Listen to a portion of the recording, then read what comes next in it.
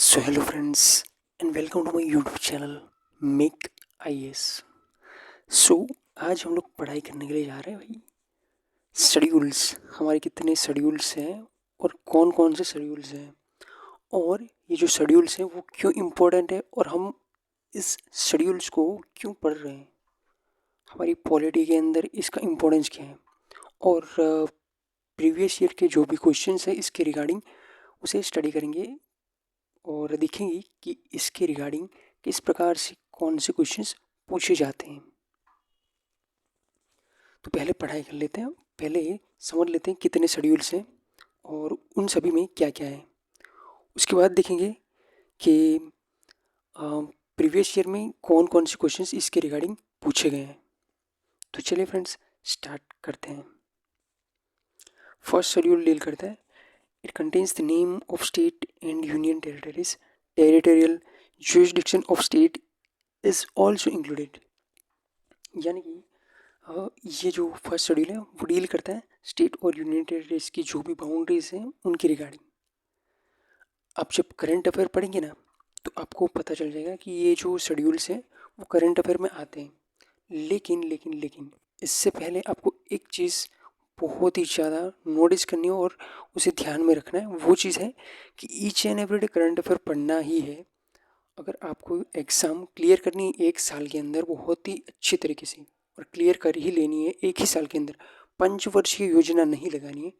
तो ये चीज़ नोट करके रखो या फिर एक दीवार पे चिपका के रखो कि मैं करंट अफेयर बिल्कुल भी नहीं छोड़ूंगा एक भी दिन का। अगर एक दिन छूट जाता है तो उसके नेक्स्ट डे मैं उसे कंप्लीट कर लूँगा, क्योंकि जब आप करंट अफेयर करेंगे तो आपको ये जो शेड्यूल्स है, ये जो आर्टिकल्स वगैरह है, ये जो पॉलिटी के मीन्स कि 50% तो आपको करंट अफेयर से मिल ही जाता है कंप्लीटली गारंटी वारंटी के साथ। तो ये चीज़ ध्यान रखिए कि ईच एंड एवरी का करंट अफेयर पढ़िए और उसे रिलेट कीजिए आपके जो भी पढ़ाई है उसके साथ। एज लाइक कि आपने आज का करंट अफेयर पढ़ा तो उसके अंदर जो स्टेट्स की बाउंड्रीज है उसके रिगार्डिंग कोई भी न्यूज़ आ गई तो आप उसे करंट अफेयर में कवर कर सकते हैं और आपका रिवीजन भी हो जाएगा। और दूसरी चीज़ कि रिवाइज करना बिल्कुल भी मत भूलिएगा, ठीक है।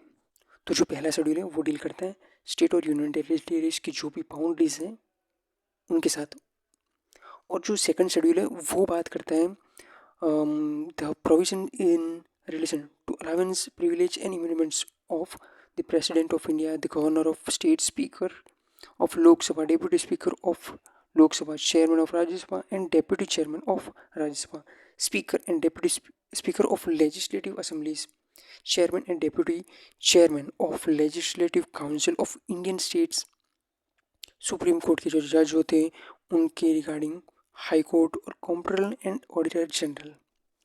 तो इनकी जो प्रिविलेजेस और अलावेंस हैं उनके रिगार्डिंग इसके अंदर बताया गया भाई इनकी क्या क्या प्रिविलेजेस हैं, इनकी क्या क्या अलावेंस हैं, उनको कितने मीन्स की क्या क्या उनको फैसिलिटीज़ दी जाती है, ये वो सभी बातें बोली गई हैं। और ये जो शेड्यूल 2 है ये तो पूछा गया है, मीन्स कि आप एसएससी की प्रिपरेशन करें तो उसके अंदर देखना ये पूछा गया है, कभी ना कभी तो पूछा ही गया है 5 साल के अंदर। और जो आप अगर स्टेट पीसीएस की प्रिपरेशन कर रहे हैं तो उसके अंदर भी ये क्वेश्चन पूछा गया है। और अब बात करते हैं शेड्यूल नंबर 3 की। It contains the form of oath and affirmation.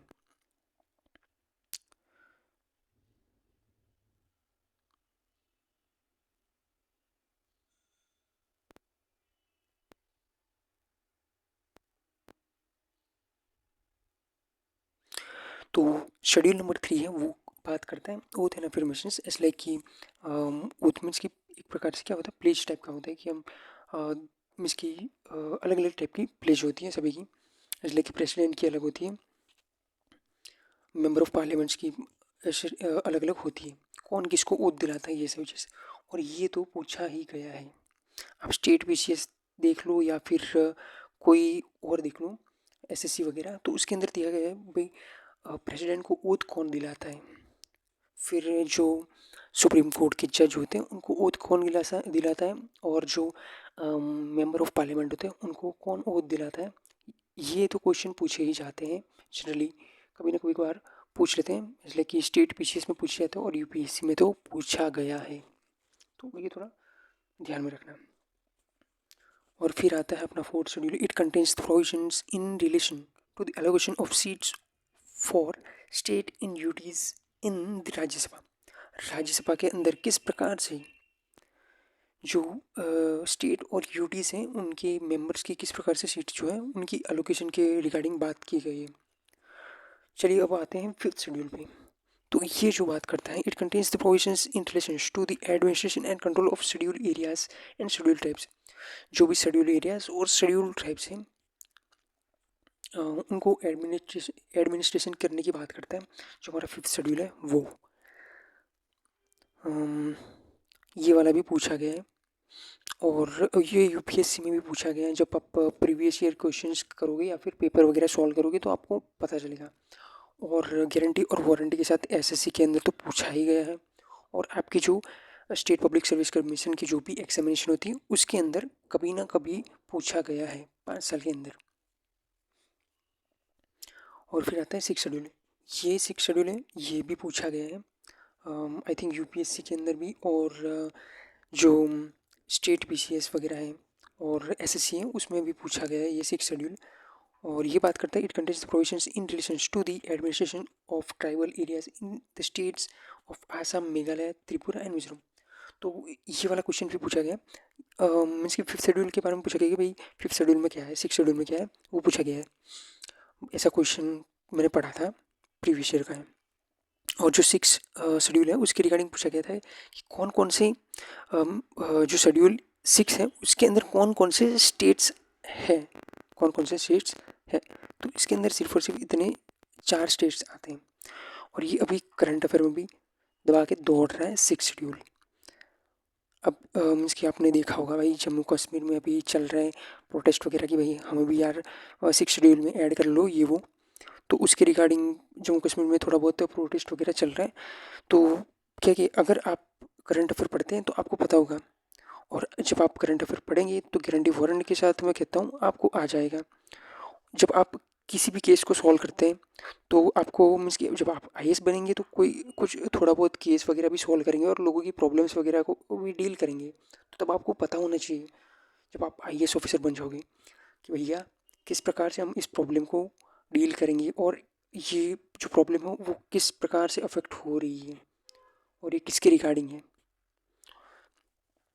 अभी जम्मू कश्मीर में जो भी आईएएस वगैरह होंगे, आईपीएस वगैरह होंगे, उनको पता होगा कि भाई ये प्रोटेस्ट चल रहा है, क्यों चल रहा है।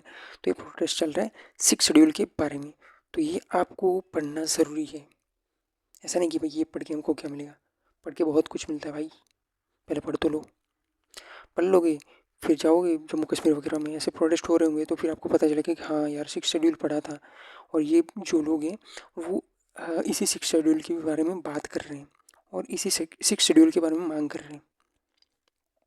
ठीक है, फिर आता है अपना सेवन शेड्यूल। भाई ये तो पूछा ही गया है, बहुत ही डीपली पूछा गया था एक बार तो यूपीएससी में। तो ये सेवन शेड्यूल भी पूछा गया है, बहुत ही इम्पोर्टेंट है। इसके अंदर पूछा गया था कि भाई यूनियन लिस्ट और स्टेट लिस्ट किस शेड्यूल के अंदर है, ये पूछा गया था। और सेवन शेड्यूल के अंदर क्या है ये पूछा गया था। तो आप आंसर दे सकते हैं, ऑप्शन के अंदर लिखा होता है यूनियन लिस्ट और स्टेट लिस्ट। और दूसरा भी पूछा गया था कि भाई एजुकेशन किस किस शेड्यूल में आता है, ऐसा करके रिगार्डिंग मीन्स कि इसके रिगार्डिंग एक क्वेश्चन पूछा गया था, यूपीएससी का ही है। तो इसके अंदर बोला गया था कि भाई एजुकेशन किस किस शेड्यूल में आता है, नीचे ऑप्शन दिए गए थे। तो भाई जो एजुकेशन है वो फोर्थ में भी आता है, फिफ्थ में भी आता है, सॉरी फोर्थ में आई थिंक नहीं आता है, फोर्थ में नहीं आता है, लेकिन फिफ्थ में, सिक्स्थ में और सेवन्थ में तो आता ही है। अब जब मैं प्रीवियस ईयर के क्वेश्चंस कराऊंगा तो उसके अंदर बताऊंगा कि भाई किस प्रकार से क्वेश्चंस पूछे जाते हैं।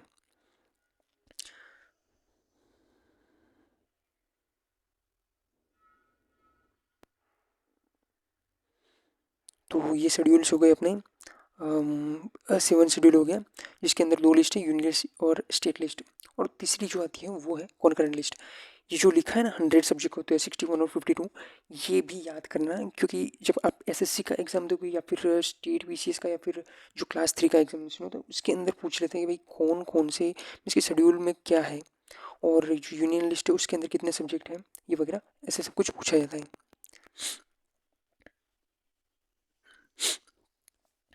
फिर आता है अपना 8th शेड्यूल, जिसके अंदर 22 ऑफिशियल लैंग्वेजेस हैं, कॉन्स्टिट्यूशन के अंदर दी गई है। ये भी बहुत ही इम्पोर्टेंट है क्योंकि इसके रिगार्डिंग भी एक क्वेश्चन आ चुका है, और क्लास 3 की एग्जामिनेशन में ये जो चीज़ है वो पूछी जाती है। इतना डीपली नहीं पूछते जितना यूपीएससी पूछते हैं, लेकिन जो क्लास 3 की एग्जामिनेशन है उसके अंदर पूछा जाता है कि भाई जो शेड्यूल 8 है उसके अंदर क्या है। तो आपको बताना है भाई उसके अंदर कुछ इसकी ऑप्शन दिए होंगे भाई, कितनी लैंग्वेजेस हैं ये वो, तो वहाँ पर ऑप्शन दिया होगा 22, तो आपको वही टिक करना है। और जो स्टेट पीसीएस है उसके अंदर पूछा जाएगा भाई अमेंडमेंट किया था लैंग्वेजेस के रिगार्डिंग। तो मैं जो नेक्स्ट वीडियो बनाऊंगा उसके अंदर बताऊंगा कि भाई कौन से अमेंडमेंट हुए हैं ये वो, और जो इम्पोर्टेंट अमेंडमेंट्स है उनके बारे में हम बात करेंगे। और आप पॉलिटी की किताब है उसके अंदर भी देख सकते हैं अमेंडमेंट कौन कौन से हुए हैं। तो उसके अंदर कुछ लैंग्वेजेस ऐड की गई थी अमेंडमेंट के थ्रू। तो एक बार स्टेट पीसीएस की एग्जाम में पूछ लिया कि भाई जो 8th शेड्यूल में कुछ लैंग्वेज ऐड की है वो कौन से अमेंडमेंट के थ्रू ऐड की गई है और वो कौन कौन सी लैंग्वेजेस हैं, उसके रिगार्डिंग भी पूछ लिया था।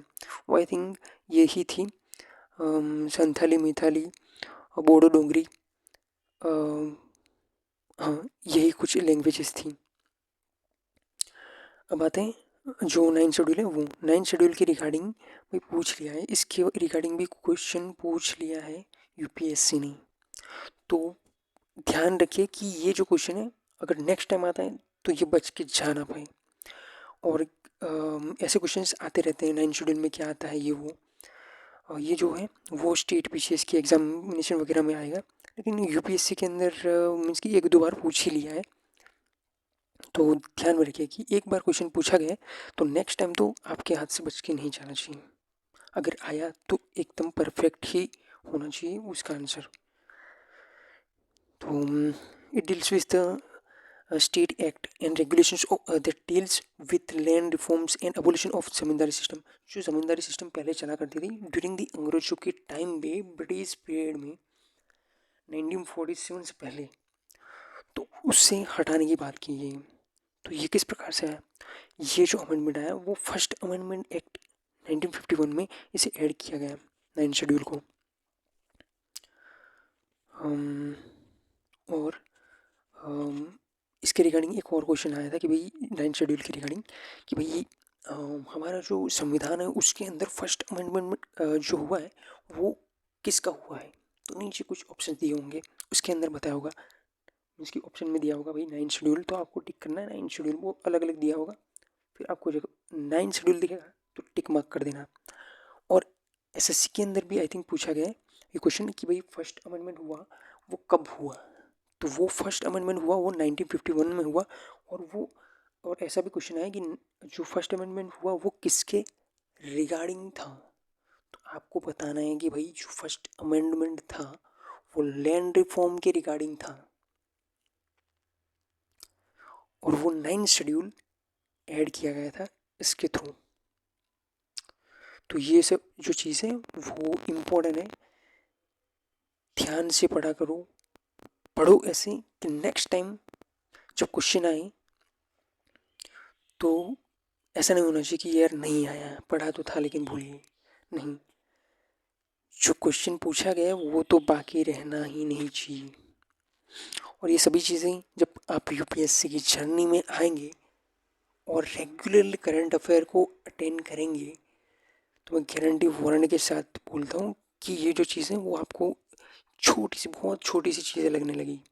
एक साल आप लगातार 1 आवर, तो मैं बोलता हूँ 1 आवर अगर आपने करंट अफेयर को दिया each and every day 1 year तक, तो ये जो शेड्यूल्स हैं, आर्टिकल्स हैं, वो आपको बहुत ही मीन्स की कॉमन लगेंगी।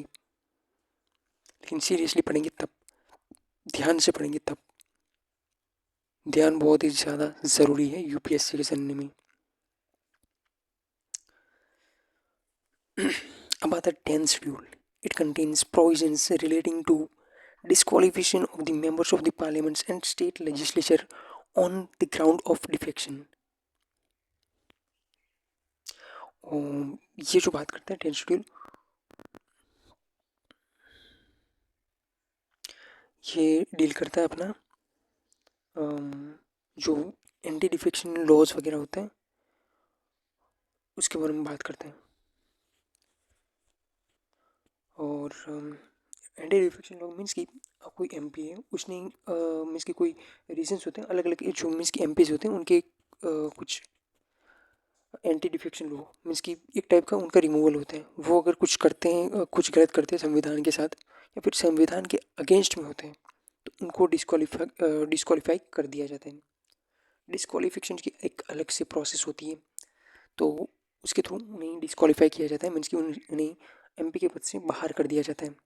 अभी हाल ही में कोई एमपी थे, उनको आई थिंक आंध्र प्रदेश से या फिर तमिलनाडु से थे, उनको कुछ जी निकाल दिया गया है।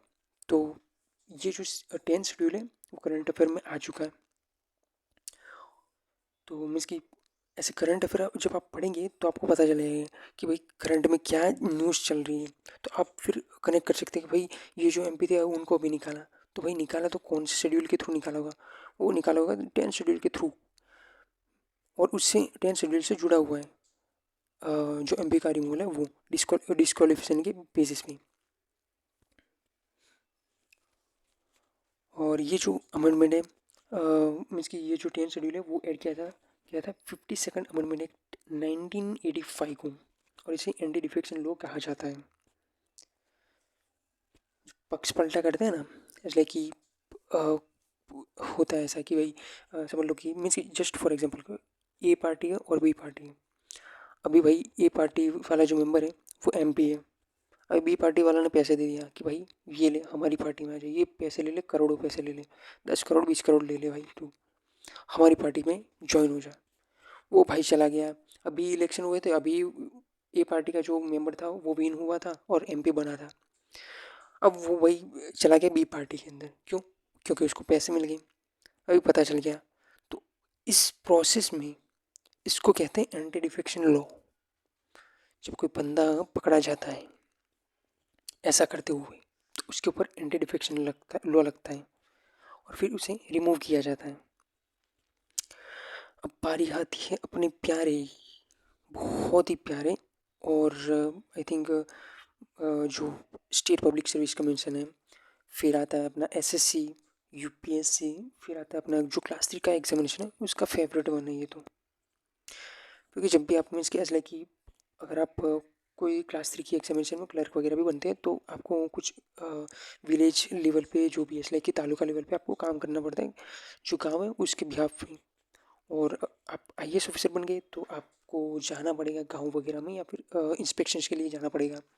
तो आप देखोगे मीन्स कि आप रिलेट कर पाओगे पंचायत के रिगार्डिंग। तो कभी कभार आईएएस ऑफिसर है वो पंचायत में भी जाते हैं, इसलिए कि अपने वो पंचायत वाली सीरीज़ में देखा होगा भाई जो आईएएस ऑफिसर है वो पंचायत में फ्लैग होस्टिंग हो रहा था उस टाइम पे वो इंस्पेक्शंस के लिए चले गए थे, बराबर है। तो कभी कभार ऐसी सिचुएशंस आ जाती हैं तो आपको इंस्पेक्शन के लिए जाना पड़ता है पंचायत के अंदर। तो आपको पता होना चाहिए कि भाई पंचायत है क्या और पंचायत कब आया, और इसके रिगार्डिंग भी क्वेश्चंस पूछा गया है। और ये तो फेवरेट बना आता ही रहता है, कभी कभार साल में एक मीन्स कि एक दो एग्जामिनेशन में तो आ ही जाता है।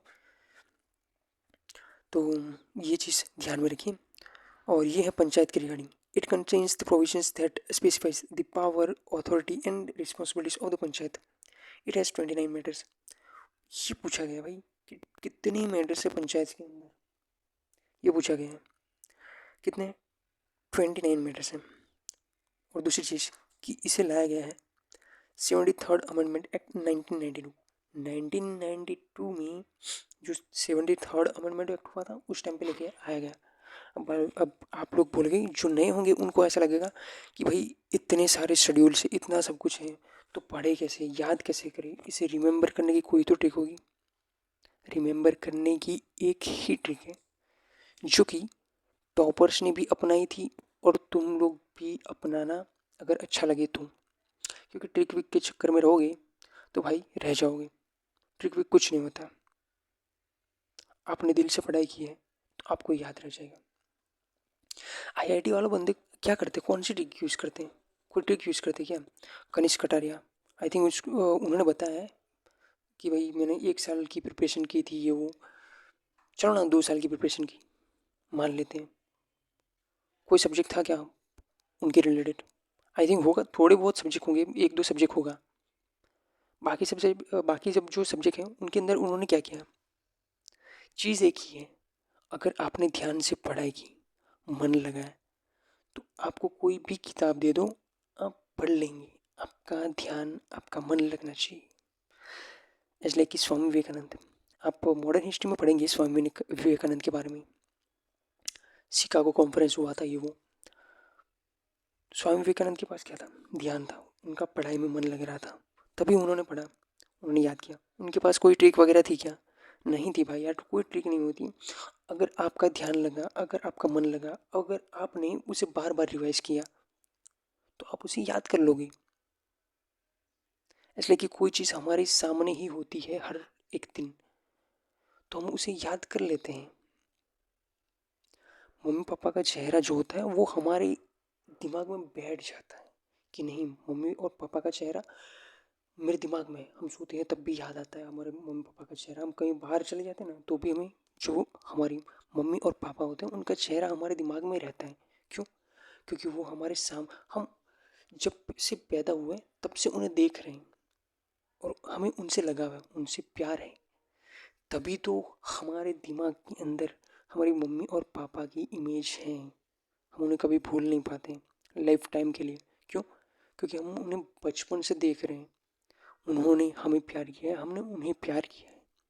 हमारे मम्मी और पापा हैं, तो हमें उसे कभी भूल ही नहीं सकते, क्योंकि हम उन्हें बचपन से देख रहे हैं, हमें उनसे प्यार है। तभी उनकी इमेज हमारे दिमाग के अंदर बैठ चुकी है।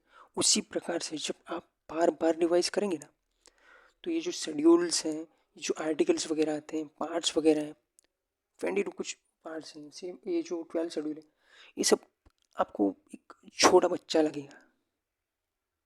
अब यूं चुटकी में आप इन सभी चीज़ों को याद कर लेंगे। ठीक है, तो ये जो 11 शेड्यूल है वो आया था अपना 73rd कॉन्स्टिट्यूशन अमेंडमेंट 1992। और 1992 में और क्या हुआ था? आपने सीरीज तो देखी होगी, हर्षद मेहता स्कैम 1992। और एलपीजी रिफॉर्म हुए थे, वो भी 1992 में हुए थे। तो आप इस प्रकार से याद कर सकते हैं कि भाई 1992 में कौन कौन सी चीज़ें हुई थी। इकोनॉमी की बात करें तो 1992 में अपने एलपीजी रिफॉर्म्स आए थे। और अगर हम लोग रियल लाइफ ऐसा कि मौज मजा तो हम सभी करते हैं, ऐसा कि कॉलेज में होते हैं तभी मौज मजा करते हैं। मूवीज़, सीरीज़, ये सब चीज़ तो हमें देखते ही हैं। और कभी ना कभी इंस्टाग्राम पे आ ही जाता है वीडियो, ऐसा कि 1992 का स्कैम हुआ, ये वो। तो बहुत सी ऐसी चीज़ें होती हैं 1992 ये वो। और बस इतना ही कि भाई आप ना चीज़ों को कनेक्ट किए। आप सीरीज़ देख रहे हैं तो मीन्स कि कभी कभार देख लेते हैं 1992 वाला, या फिर आप इंस्टा पे स्क्रॉल करते हैं तो कभी ना कभी 1992 वाला दिख जाता है स्कीम बराबर। तो इस प्रकार से आप रिलेट कर सकते हैं अपने इंजॉयमेंट के साथ। पढ़ाई जो है उसे किस प्रकार से आप रिलेट कर सकते हैं। ट्राई कीजिए कि आपका जो इंजॉयमेंट है इंस्टाग्राम वगैरह, उसको अपने पढ़ाई के साथ एज लाइक कि कैजुअली ले लिया करे कि भाई पढ़ाई में तो ये भी चीज़ भी आती है। कभी कभार जो पढ़ाई के वीडियोस होते हैं वो इंस्टाग्राम पे भी आ जाते हैं, और न्यूज़ वगैरह तो आ ही जाती है बराबर। अभी अपना 12th शेड्यूल आता है, ये इतना खास इंपॉर्टेंट नहीं है, लेकिन एक बार पूछ लिया था कि भाई 73rd और 74th, सॉरी 11th और 12th शेड्यूल है, उसके अंदर कितने सब्जेक्ट्स हैं, कितने मैटर्स हैं। तो ये चीज़ नोटिस करने वाली है कि भाई अपना जो 73rd कॉन्स्टिट्यूशन अमेंडमेंट के थ्रू 11 शेड्यूल जो आया था, 11 शेड्यूल, उसके अंदर 29 सब्जेक्ट्स हैं, 29 मैटर्स हैं। और जो अपना 12th शेड्यूल है उसके अंदर 18 मैटर्स हैं। और ये जो अपना 12th शेड्यूल आया था वो 74th कॉन्स्टिट्यूशन अमेंडमेंट एक 1992 के आया था, जब एलपीजी रिफॉर्म हुए थे उस टाइम पे बराबर। तो ट्राई कीजिए कि जो शेड्यूल्स हैं उसे बार बार रिवाइज करिए और उसे करंट अफेयर के साथ रिलेट कीजिए, तो आपको इजीली याद हो जाएगा। चलिए अब देखते हैं कि भाई किस प्रकार से क्वेश्चंस पूछे गए हैं यूपीएससी के अंदर। तो अभी एक क्वेश्चंस हैं उसे हम देखते हैं कि भाई वो कैसे पूछा गया था। ये जो क्वेश्चन है वो 2014 का है, यूपीएससी का है, बराबर। तो इसके अंदर पूछा गया है कि भाई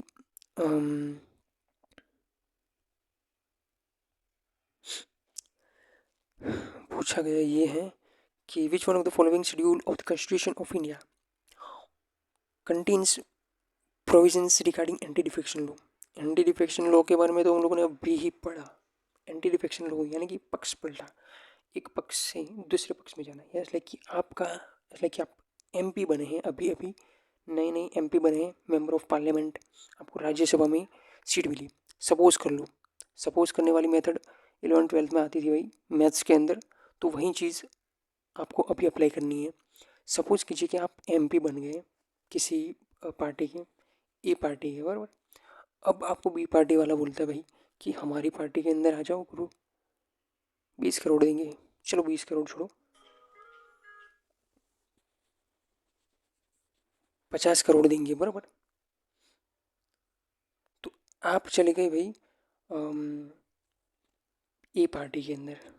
अब क्या हुआ, जब आप ए पार्टी के अंदर चले जाएंगे, सॉरी ए पार्टी से बी पार्टी के अंदर चले जाएंगे, ए पार्टी में थे, ए पार्टी से बी पार्टी में चले गए, तो अब क्या हुआ, आप पकड़े गए। और इसी चीज़ को बोलते हैं एंटी डिफेक्शन लॉ। और इसी लॉ के तहत आपको बाहर निकाला जा सकता है। और ये जो एंटी डिफेक्शन लॉ है उसके बारे में बात की गई है अपने शेड्यूल 10 के अंदर। चलिए वापस से देख लेते हैं 10 शेड्यूल कहाँ पर है। ये रहा अपना 10 शेड्यूल। मैंने बोला था ध्यान से पढ़ो, सब कुछ याद हो जाएगा, और उसे रिलेट करो अपने करंट अफेयर के साथ, तो इजीली आपको याद हो जाएगा। और ये जो आप मीन्स कि अभी तो आई थिंक बहुत ज़्यादा टाइम खींच लिया मैंने, लेकिन ये जो टाइम मीन्स कि इतना जो आपको मैं समझा रहा हूँ वो इसीलिए कि आपको पता चले कि भाई किस प्रकार से पढ़ना है। ये जो चीज़ें हैं वो आप 50 बार पढ़ोगे, 50 बार पढ़ोगे, कुछ नहीं होगा जब तक आपने अपनी पढ़ाई को करंट जो इवेंट्स हो रहे हैं उसके साथ रिलेट नहीं किया। क्योंकि जब आप आईएएस ऑफिसर बनेंगे ना, तो आपको ये जो शेड्यूल वाली है, 10 शेड्यूल है ना, 11 शेड्यूल है, 12 शेड्यूल है, ये जो सभी चीज़ें वो आपकी लाइफ में आ जाएगी। जब आप आईएएस ऑफिसर बनने के बाद जाओगे गांव वगैरह में इंस्पेक्शन के लिए, तो आप ये सभी चीज़ों को नोटिस करोगे कि यार ये जो पंचायत है वो किसके रिगार्डिंग है, मीन्स कि कौन से शेड्यूल में आता है ये वो। तो ये जो चीज़ें वो आपकी एवरीडे लाइफ में आने वाली है, तो उससे अच्छा कि आपको अभी से आदत पड़ जाए इन सभी चीज़ों की।